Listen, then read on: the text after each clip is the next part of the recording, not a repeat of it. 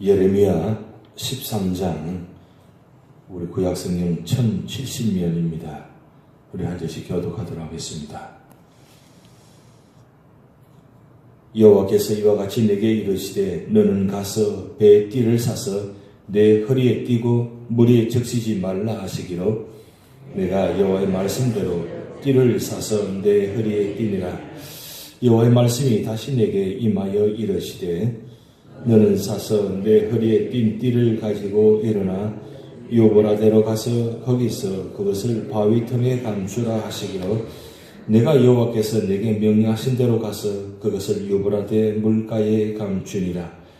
여러 날 후에 여호와께서 내게 이르시되 일어나 요보라대로 가서 내가 내게 명령하여 거기 감추게 한 띠를 가져오라 하시기로 내가 요보라대로 가서 그 감추었던 곳을 파고 띠를 가져오니 띠가 썩어서 설 수 없게 되었더라. 여호와의 말씀이 내게 임하니라. 이르시되 여호와께서 이와 같이 말씀하시니라. 내가 유다의 교만과 예루살렘의 큰 교만을 이같이 썩게 하리라. 이 악한 백성이 내 말 듣기를 거절하고 그 마음에 완악한 대로 행하며 다른 신들을 따라 그를 섬기며 그에게 절하니 그들이 이 띠를 설 수 없음 같이 되리라. 여호와의 말씀이니라. 띠가 사람의 허리에 속함같이 내가 이스라엘 온 집과 유다 온 집으로 내게 속하게 하여 그들로 내 백성이 되게 하며 내 이름과 명예와 영광이 되게 하려 하였으나 그들이 듣지 아니하였느니라. 그러므로 너는 이 말로 그들의 이르기를 이스라엘 하나님 여호와의 말씀에 모든 가죽 부대가 포도주로 차리라 하셨다 하라. 그리하면 그들이 내게 이르기를 모든 가죽 부대가 포도주로 찰 줄을 우리가 어찌 알지 못하리요 하리니 너는 다시 그들에게 이르기를 여호와의 말씀에 보라. 내가 이 땅의 모든 주민과 다윗의 왕위에 앉은 왕들과 제사장들과 선지자들과 예루살렘 모든 주민으로 잔뜩 취하게 하고 또 그들로 피차 충돌하여 상하게 하되 부자 사이에도 그러하게 할 것이라. 내가 그들을 불쌍히 여기지 아니하며 사랑하지 아니하며 아끼지 아니하고 멸하리라 하셨다 하라. 여호와의 말씀이니라. 너희는 들을지어다 귀를 기울일지어다 교만하지 말지어다. 여호와께서 말씀하셨습니다. 그가 어둠을 일으키시기 전 너희 발이 어두운 산에 그치기 전 너희 바라는 빛이 사망의 그늘로 변하여 침침한 어둠이 되게 하시기 전에 너희 하나님 여호와께 영광을 돌리라.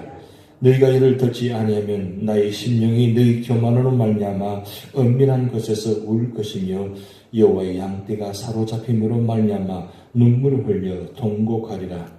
너는 왕과 왕후에게 전하기를 스스로 낮추어 앉으라. 관 곧 영광의 멸류관이 내려졌다 하라. 내게 내 성읍들이 봉쇄되어 열자가 없고 유다가 다 잡혀가되 온전히 잡혀가도다. 너는 눈을 들어 북방에서 오는 자들을 보라. 내게 맡겼던 양떼 내 아름다운 양떼는 어디 있느냐. 너의 친구 삼았던 자를 그가 내 위에 우두머리로 세우실 때에 내가 무슨 말을 하겠느냐. 내가 고통에 사로잡힘이 산고를 겪는 여인 같지 않겠느냐. 내가 마음으로 이르기를 어찌하여 이런 일이 내게 닥쳤는고 하겠으나 내 저악이 크므로 내 치마가 들리고 내 발꿈 뒤꿈치가 상함이니라. 구성이 그의 피부를 표범이 그의 밤점을 변하게 할 수 있느냐. 할 수 있을진데 악에 익숙한 너희도 선을 행할 수 있으리라. 그러므로 내가 그들을 사막 바람에 흘러가는 금불같이 흩으리로다. 여호와의 말씀이니라. 이는 내 몫이요 내가 헤아려 정하여 내게 준 분깃이니 내가 나를 잊어버리고 거짓을 신뢰한 까닭이라. 그러므로 내가 내 치마를 내 얼굴에까지 걸쳐서 내 추시를 드러내리라. 합독하시겠습니다.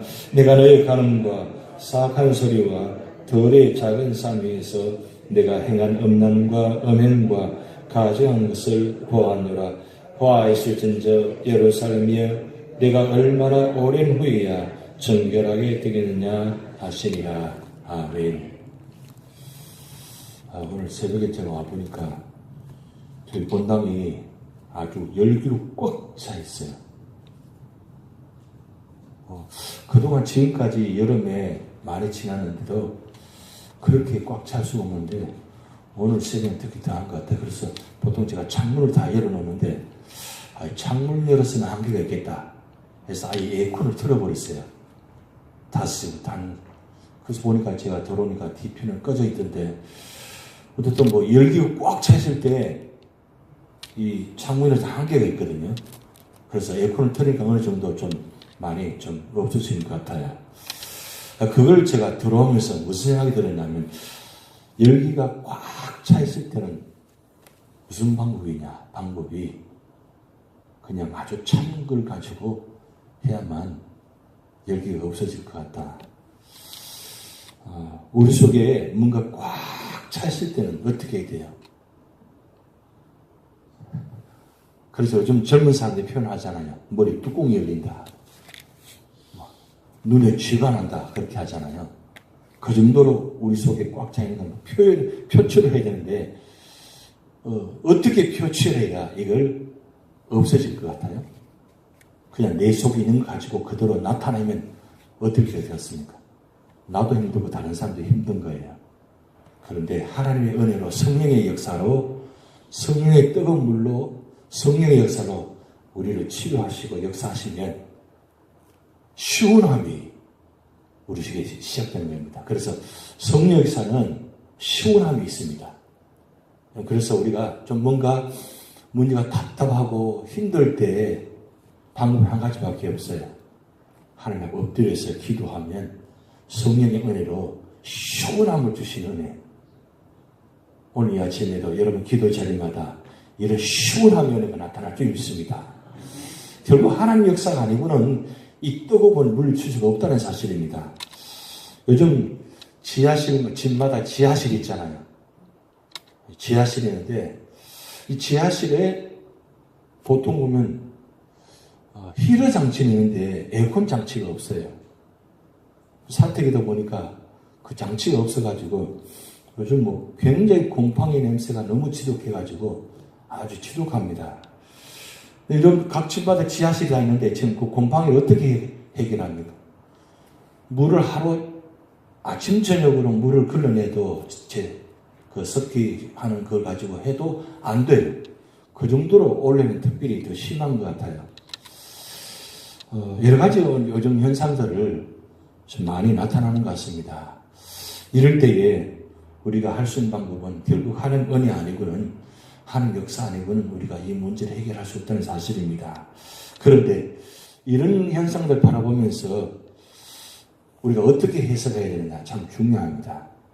왜 자꾸 말씀드리냐면 오늘 예레미야 13장 예레미야 선지자를 통해서 5번째 설교 내용입니다. 그런데 보면 2가지 비유를 이야기하고 3가지 경고를 하고 있습니다.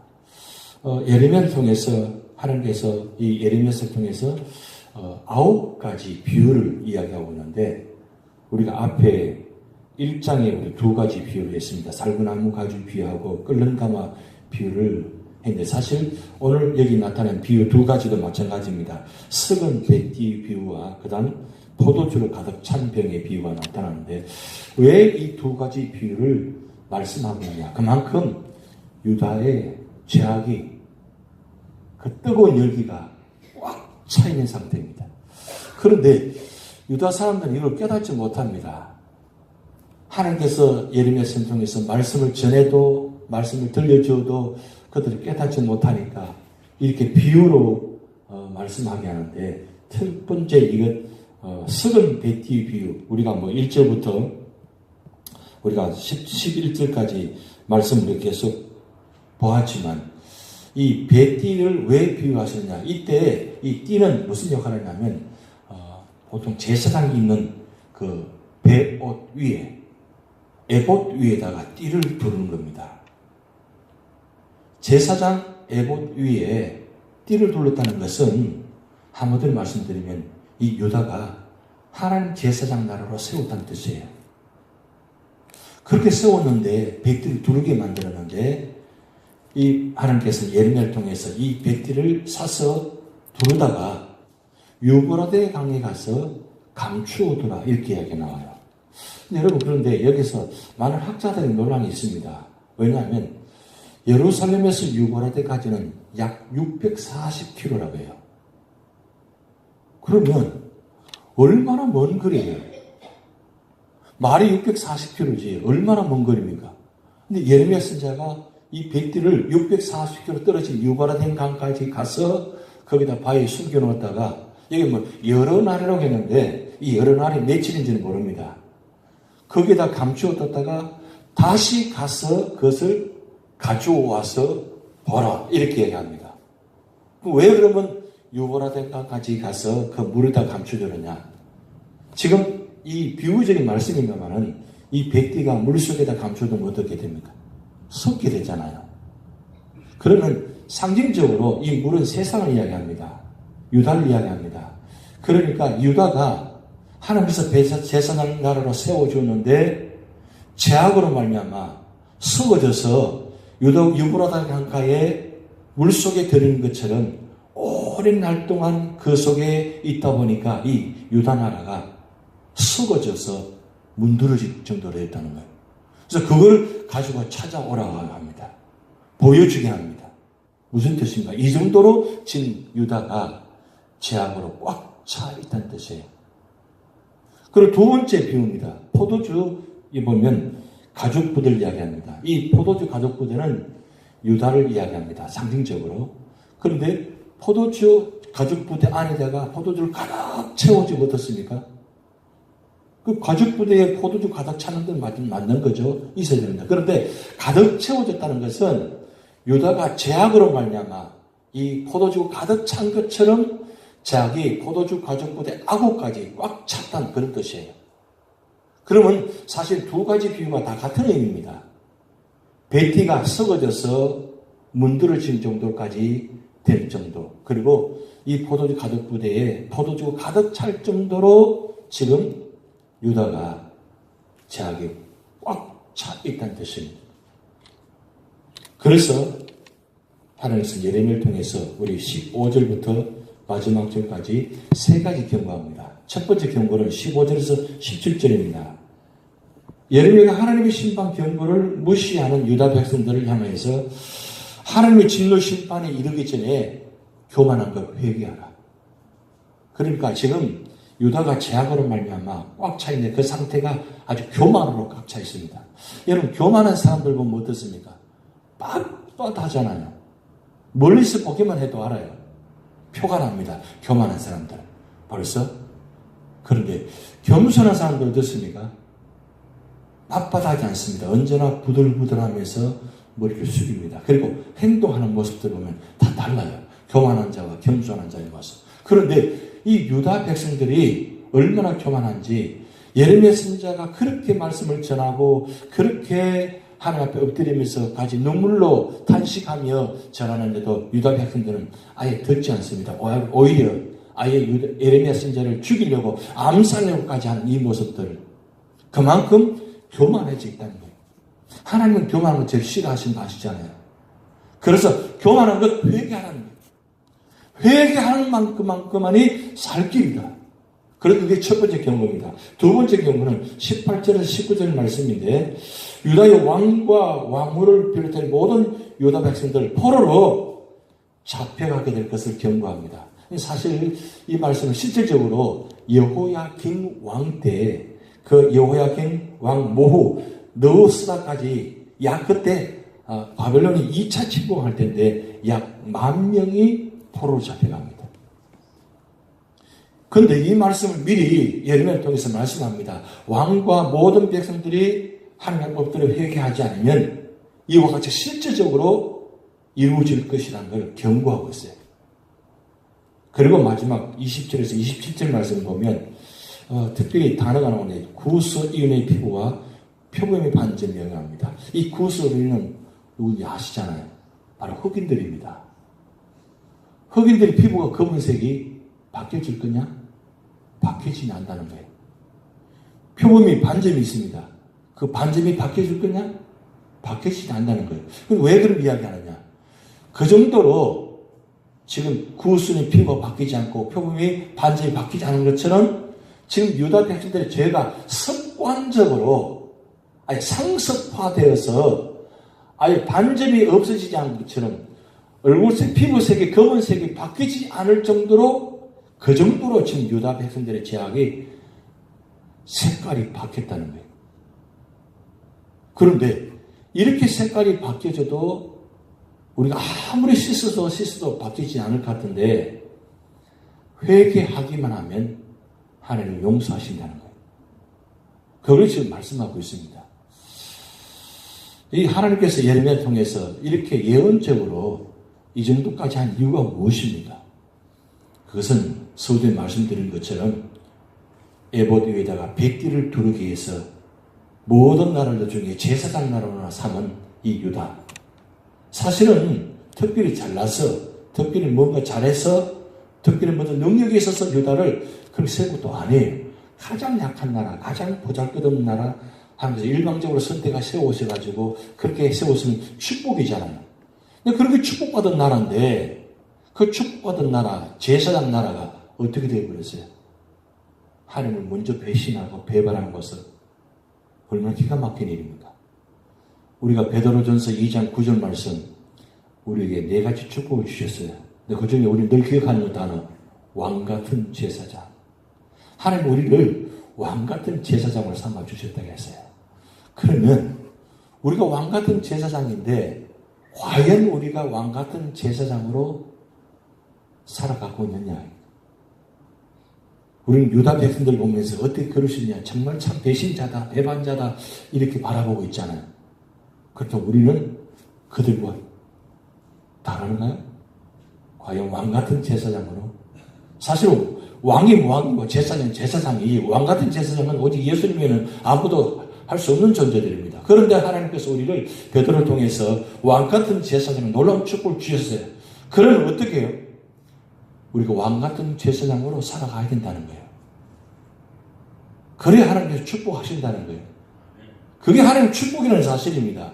오늘 여러분 이 예레미야 13장을 통해서 우리가 교훈받을 수 있는 것은 하나님께서 예레미야를 통해서 이렇게 비유를 말씀하지 않아도 그렇게 이렇게 강하게 신발 말씀하지 않아도 우리는 하나님 앞에 엎드려서 기도하고 있다. 이것만 해도 우리는 축복받은 사람들입니다. 그래서 이 모습이 우리가 주님 오시는 그날까지, 주님 부르시는 그날까지 변함없이 끝까지 믿음의 사람으로 세우실 때에 하나님은 이 왕같은 제사장을 삼은 성도, 왕같은 제사장을 세운 교회, 이게 마지막 때에 다 부패한다 할지라도 하나님께서 세운 이 교회가, 그리고 성도들이 믿음을 지킬 때 하나님은 그 믿음의 자녀를 통해서, 교회를 통해서 역사하신다는 거예요. 우리 교회가, 여러분들이 그렇게 될 줄 믿습니다. 다 같이 기도를 하시겠습니다. 하늘에 계신 우리 아버지여, 이름이 거룩히 여김을 받으시오며 나라의 임하옵시며 뜻이 하늘에서 이룬 것 같이 땅에서도 이루어지이다. 오늘날 우리에게 일용할 양식을 주옵시고 우리가 우리에게 죄진 자를 사하여 준 것 같이 우리 죄를 사하여 주옵시고 우리를 시험에 들게 하지 마옵시고 다만 악에서 구하옵소서. 대견하라와 권세와 영광이 아버지께 영원히 이사옵나이다. 아멘.